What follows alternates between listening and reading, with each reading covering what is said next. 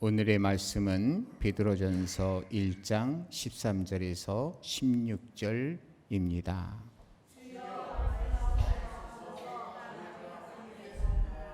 그러므로 너희 마음의 허리를 동이고 근신하여 예수 그리스도께서 나타나실 때에 너희에게 가져다 주실 은혜를 온전히 바랄지어다.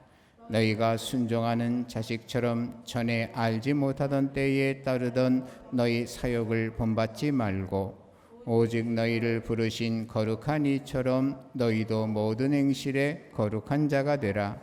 기록되었으되 내가 거룩하니 너희도 거룩할지어다 하셨느니라. 아멘. 올해도 역시 어김없이 맥추절은 돌아왔고 이 맥추절을 통해서 하나님께서 우리에게 주시는 메시지가 있습니다. 구약에는 3대 절기가 있는데 그것이 유월절과 맥추절과 수장절이에요. 왜 이것을 지키느냐 하는 것은 하나님께서 명령하셨기 때문에 그래요. 하나님이 지키라 하셨으니 우리는 지키는 거죠. 왜 지키라 하셨을까요? 하나님께서 순종하는 걸 보려고 그러고 또 하나님께서 복 주시기 위함에 그렇게 말씀하신 거죠. 출애굽기 34장 22절에 77절 곧 맥추의 초실절을 지키고 가을에는 수장절을 지키라 그랬습니다. 맥추의 초실절이라고 하는 것은 한 해 농사의 첫 수확을 거두기 시작함으로 시작해서 가을의 수장절이 지나면서 다 거둬들이고 수장절 예배, 감사 예배를 드리게 되는 것이거든요. 그러면 왜 77절 수장절을 지키라고 그랬을까요? 77절은 맥추의 초실절로서 맥추절이라기도 그래요. 77절이라니까 77이 49일 다음에 드리니까 오순절이라고도 그래요. 근데 여러분이 알다시피 오순절날 마가다의 백방에 하나님의 성령이 강림하셨어요. 성령이 강림하셨고 놀라운 그 교회의 역사가 시작이 되는 것을 우리가 보게 돼요. 그러니까 구약의 이러한 이 맥추절은 단순히 그 농사를 지어서 수확하는 정도로서 의미가 있었던 것이 아니라 사실은 세상 끝날까지 보여주시는 종말론적인 의미가 있었던 거예요. 여러분 맥추절은 추수의 시작, 수장절은 추수의 끝. 그러면 뭡니까? 아까 말씀드렸듯이 맥추절 77절이 그 오순절 성령 강림절하고 맞물린다는 점을 볼 때에 바로 성령의 강림으로 말미암아 성령의 도우심의 역사의 세계가 열리게 되는 것이거든요. 보혜사 성령, 바로 우리를 보호해 주시고 은혜를 받도록 도와주시는 도움의 성령, 성령께서 역사하는 이런 그 성령의 시작과 그 다음에 뭡니까? 수장절 다음에 뭐죠? 걷어들인 다음에는 알곡과 쭉정이 다 구분해 가지고 태워버리고 그 다음에 심판이 있게 되는 것이거든요. 그래서 이런 것을 볼 때 뭐냐면 구원받을 기회의 시작이요 그 기회의 끝이 바로 수장절이다. 이런 연관관계를 알 수가 있는 거예요. 그래서 여러분 맥추절 절기를 지키면서 여러분 그동안에 어떤 생각을 지켰습니까? 이 절기를 지키면 하나님께서 복을 주시겠지. 어떤 복을 기대하셨습니까? 세상의 물질, 명예, 권세 혹 그런 것과 관련 짓지 않았습니까? 그런 것도 하나님께서 주실 거지만 성경에 보면 그런 건 구하지 않아도 먼저 하나님의 나라와 하나님의 의를 구하면 그런 거 염려 안 해도 준다 그렇게 약속을 하셨어요. 그래서 그걸 목적으로 예배를 드리는 것이 아니라 바로 이 절기 강조의 의도가 무엇이냐면 첫째가 기억하는 거예요. 기억하는 거. 뭘 기억하는 걸까요? 하나님을 기억하는 거. 하나님이 뭘 기억하는 걸까요? 창세기 3장 15절에 언약한 여인의 후손에 의한 구속의 이 약속, 그 약속을 바라는 그것을 기억하는 거예요. 하나님의 그 구속의 역사를 기억하라는데 그 근본 의도가 있었던 거예요. 여러분, 우리가 생각했던 이 무슨 절기하면 교회의 절기가 뭐 축제고 뭐 해먹고 뭐 무슨 뭐 프로그램하고, 저는 오랫동안 진짜 그런 줄 알고서 그냥 지내왔어요. 그런데 하나님의 말씀을 읽고 듣고 묵상하고 하는 그러한 세월을 오랫동안 지내다 보니까 하나님께서 깨닫게 해주시더라고요. 이는 축제는 축제지만 그러나 그 축제의 목적이 아니라 하나님을 기억하고 하나님께서 인생을 어떻게 구원해 주실까 하는 것에 대한 하나님의 섭리를 기억하고 체크하라는 의미, 그런 게 있었던 거죠. 여러분, 이 축제는 축제라 했던 이유는 이런 절기 때마다 어찌됐든 간에 그 하나님이 주신 걸 가지고서 뭔가 이렇게 나누는 역사 하잖아요. 왜 나눌까요? 우리나라에도 명절 때마다 되면은 그저 각종 음식을 해먹고 온 가족들이 뭐예요? 바로 이 명절 때 말이죠. 하여튼 총동원하는 날이에요. 총동원하는 날. 총동원해 가지고서는 그래서 각종 좋은 것을 만들어서 다 나눠 먹고 그날을 기쁘고 즐겁게 지내는 그런 그 풍습을 갖게 했는데 왜 그럴까요? 그것은 바로 하나 되게 하기 위함이에요. 여러분, 뿔뿔이 흩어져 있는 그러한 마음을 나눔으로 인하여서 사랑이 싹트고 사랑의 공동체가 되도록 이렇게 단합하도록 하나님께서 이러한 절기를 만들었어요. 왜 그러면 그렇게 만들었을까요? 종말론적인 의미가 있었기 때문에 마지막 시대에까지 끝까지 남은 자가 되려고 할 것 같으면 성도가 서로 사랑과 선행을 격려하며 그러면서 서로가 다독거리고 그리고 서로가 사랑으로서 하나가 똘똘 돼야지만이 끝까지 여러분 남은 자가 될 수 있다는 거예요.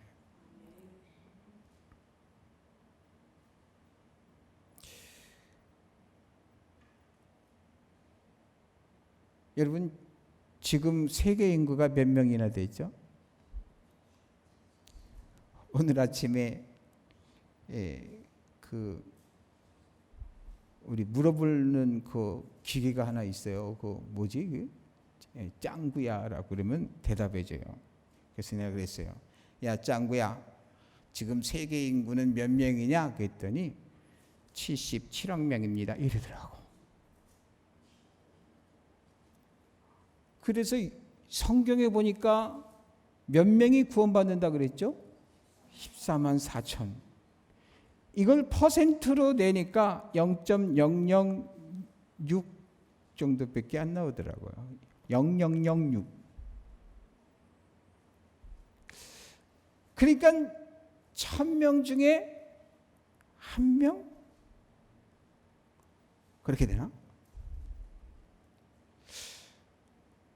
이야, 그러면 여러분 마지막 시대의 끝까지 남을 수 있는 사람들이 이렇게 숫자가 작다는 거예요. 그 수가 정확하든 정확하지 않든 어떤 상징적인 의미를 지니든 어쨌든 거기에서 14만 4천이 주는 의미는 뭐냐 하면 작다는 거예요. 이것은 우리에게 두 가지를 줘요. 첫 번째 뭘 주느냐 하면은 비장한 마음을 가지고 내게 주신 믿음을 지키지 아니하면 안 된다고 하는 비장한 마음을 가지라는 의미가 있어요. 또 한 가지는 뭐냐 하면 이 땅에 기독인이라고 자처하는 수많은 사람들이 있지만은 그러한 사람들이 그냥 바람에 밀려가는 먼지처럼 훅 떠나간다 할지라도 놀랄 게 하나도 없다. 그 얘기를 미리 말씀하시는 거예요. 여러분 주변에요, 누가 이렇게 가까이 지내다가 휙 떠나게 되면 마음이 어떻겠어요? 펑 빈 것 같아가지고 나 자신도 그냥 막 흔들리고 막 그런 경험 다 하시잖아요. 그런데 그런다 할지라도 놀라지 말고 담담할 수 있도록 마음의 준비를 하지 않으면 나도 흔들려 버린다 그 말이요. 여러분 끝까지 남은 자가 되시기를 주님의 이름으로 축복합니다. 그래서 절기라고 하는 것은 정말 함께 나눠 먹으면서 사랑의 공동체가 돼야 된다 하는 것을 잘 강조하는 거예요. 강조하는 거예요. 그래서 받은 바 구원을 끝까지 지켜야 된다 하는 것을, 뭐든지 시작이 있으면 끝이 있다는 것을 말해 주는 거예요. 그래서 오늘은 맥주절은 시작의 의미를 강조하신 거예요. 은혜의 때, 하나님께서 성령으로 역사해 주실 때, 그럴 때 은혜 받을 만한 때에 은혜를 받아야 돼요. 그런데 세월이 지나가면서 여러분 보잖아요.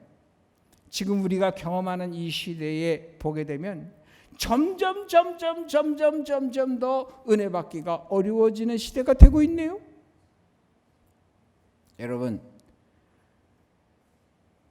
이제 마지막 은혜를 하나님께서 간간히 주실 때 여러분 그 은혜를 받으시고 끝까지 여러분 지켜내시게 되기를 주님의 이름으로 축복합니다.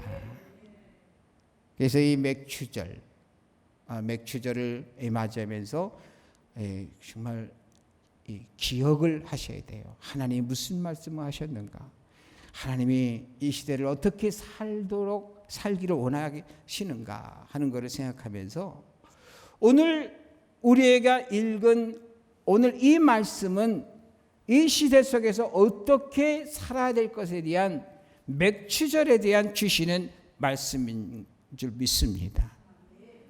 오늘 말씀 베드로전서 1장 13절에서 16절에 보게 되면 그러므로 너희 마음의 허리를 동이고, 마음의 허리를 동이래요.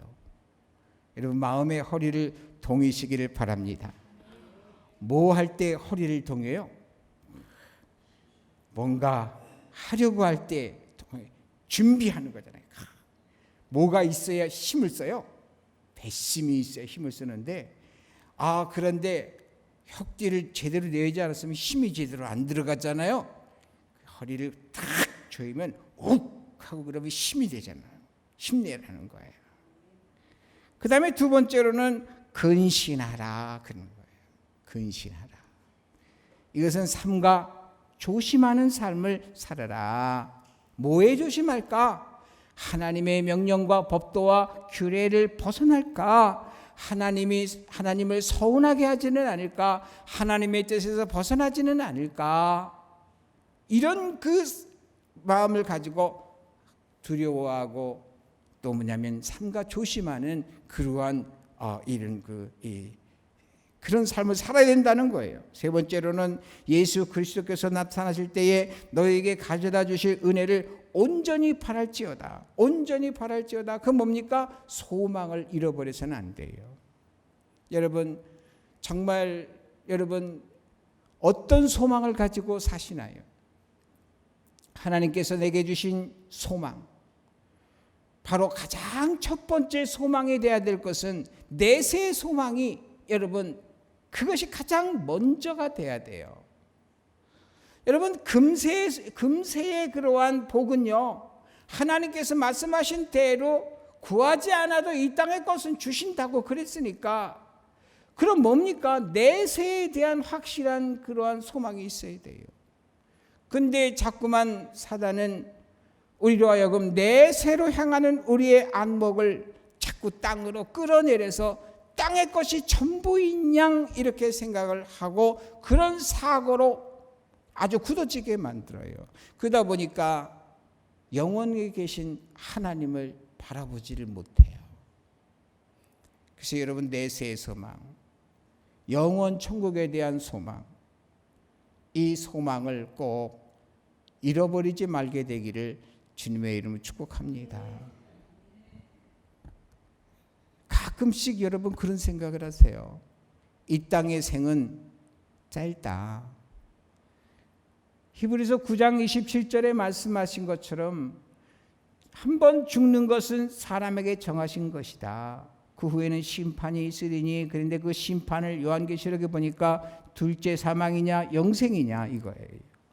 그러면 영원한 죽음이냐 영원한 생명이냐 이런 것인데, 영원한 생명인 천국에 대한 영원 기간을 생각하면서 여러분, 내가 진짜 반드시 지옥에 떨어지면 안 되겠구나, 천국 가야 되겠구나, 그런 생각을 하면서 나도 그렇지만 내가 사랑하는 사람들도 역시 천국 갈 수 있도록 해줘야 되겠구나, 이런 생각을 여러분 꼭 하셔야 돼요. 여러분, 주님 뜻대로 사는 자들에게는 필요한 것을 하나님이 다 공급해 주셔요. 할렐루야. 예. 여러분, 어떤 것도요, 주님 뜻대로 살면 말이죠, 주님 뜻대로 살면 하나님이 보호해 주신다고 약속하셨어요. 여러분, 시편 23편 여러분 다 외우시죠? 거기 보면 내가 사망의 음침한 골짜기로 다닐지라도 해를 두려워하지 아니할 것은 주의 지팡이와 막대기가 나를 안위하시나이다. 여러분, 하나님이 함께하면 코로나 안 걸려요. 할렐루야. 만약에 걸렸다 할지라도 그것 때문에 이상 없어요. 그러니까 하나님을 믿으세요. 지금 코로나가 우리 기독인들을 향해서 뭐라고 그럴까요? 너 진짜 예수님 믿냐? 진짜 하나님 말씀 믿냐? 이럴 거예요. 봐, 어느 교회도 걸렸다고 그러잖아. 어디도 걸렸대잖아. 너라고 뵐 수 있을 줄 알아? 이렇게 자꾸만 우리를 엄습해 오는데요. 그러나 우리는요, 우리가 할 도리는 다 해요. 그리고 나서 하나님을 소망하고 하나님께서 지켜줄 거를 믿어야 되는 거예요. 믿는다는 증거는 뭐겠습니까? 하나님 예배만큼은 우리가 선택의 여지가 없이 하나님 예배하는 것은 해야 되는 거예요. 특별히 주일 낮 예배는 온전한 예배예요.